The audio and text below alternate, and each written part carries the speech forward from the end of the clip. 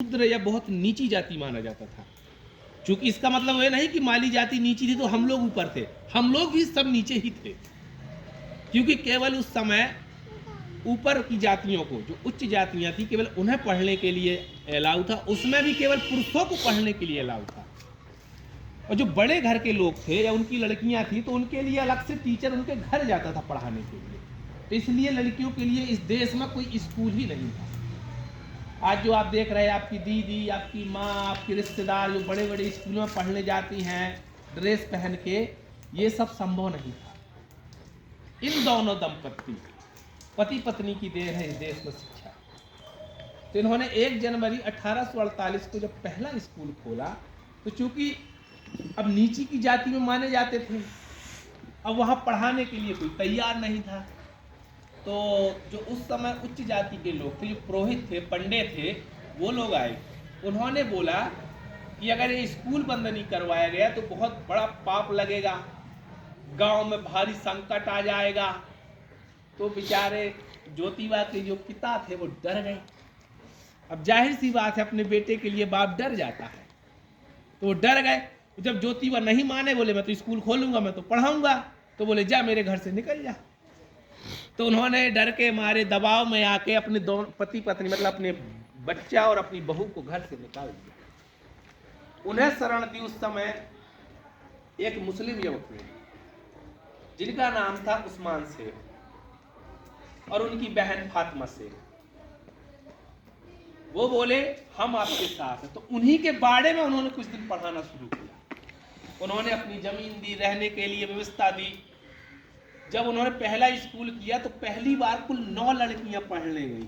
कितनी? 9। उन्होंने सबको कहा कि चलो तुम भी पढ़ ले। तो कोई किसी भी लड़की को वो जाने न दे घर वाले। बोले हो सकता है पढ़ने जाएगी तो चुड़ैल न बन जाए, डायन न बन जाए, पिशाच न बन जाए, भूत न बन जाए। ये डर बनाया जाता है, भगवान क्रोधित हो जाएंगे। भाई आप पूजा पाठ है जो भी करते हो, उसमें ज्यादातर कारण डर का है। अगर मैं पूजा पाठ नहीं करूंगा तो ऐसा ना भगवान का अभिशाप लग जाए, वहां से कुछ शक्ति फेंक दे, तो डर था। तो लोगों ने नहीं भेजा, केवल 9 लड़कियां, और 4 साल में उन्होंने 18 स्कूल खोल दिए।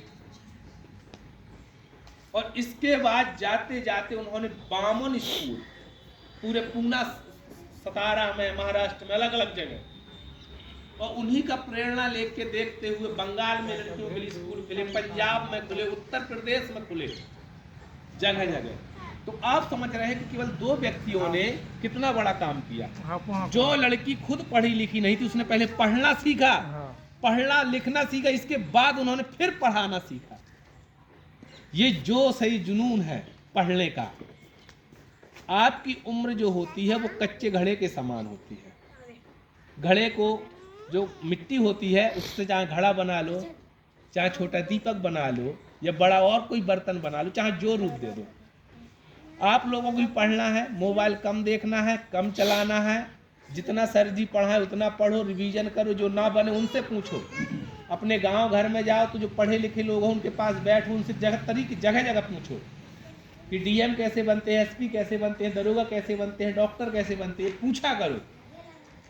जितनी जिज्ञासाएं तुम्हारे अंदर होगी, ये पेड़ है तो हरा क्यों है, जड़ें हैं तो ऐसी क्यों है, जितनी जिज्ञासा होगी उतने सवाल होंगे, उतने जवाब मिलेंगे।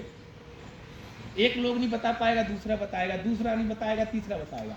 अगर मोबाइल चलाओ तो यही पढ़ाई का देखो। तो आज हमारी माता सावित्री बाई जी का जन्मदिन है, हमें इनसे प्रेरणा लेनी है, सीखना है।